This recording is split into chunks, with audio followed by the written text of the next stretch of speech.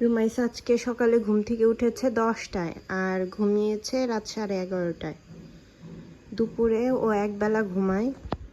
ঘুম থেকে ওঠার পরে সাধারণত দুধ দেওয়া হয় ওকে, তারপরে 12টার দিকে খায়। কিন্তু আজকে সরাসরি সকালে নাস্তাটাই দেওয়া হয়েছে, যেটা আমরা খাই, রুটি, ডিম ভাজি আর আলু ভাজি,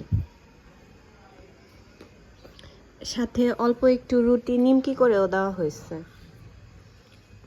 খাবে না, বেশিরভাগই নষ্ট করবে, তবু যতটুকু খায়। আর রুমাইসা সব সময় নিজের হাতে খায়, নিজের হাতে খেতে পছন্দ করে, খাওয়াই দিলে খায় না। তো এটা আমার জন্য ভালো, ওকে খেতে দিয়ে আমি অন্যান্য কাজ করতে পারি। রুটিটা রুমাইসার অনেক পছন্দ।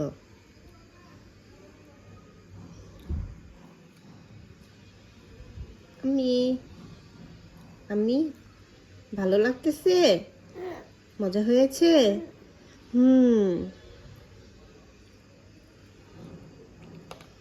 কিন্তু মেয়েটা মাছ মাংস এগুলো টোটালি খায় না, প্রোটিন জাতীয় যা খাবার আছে। এই যে আলু ভাজি মুখে নিচ্ছে, আলু ভাজি দিয়েছিলাম। ঝাল লেগেছে? তুমি খাও, তুমি খাও। রুমাইসা ঝাল খেতে পারে। ওর কথা, ওর জন্য আলাদা করে তেমন কিছুই করা হয় না, শুধু আমরা একটু ঝাল কমিয়ে খাই ওর জন্য।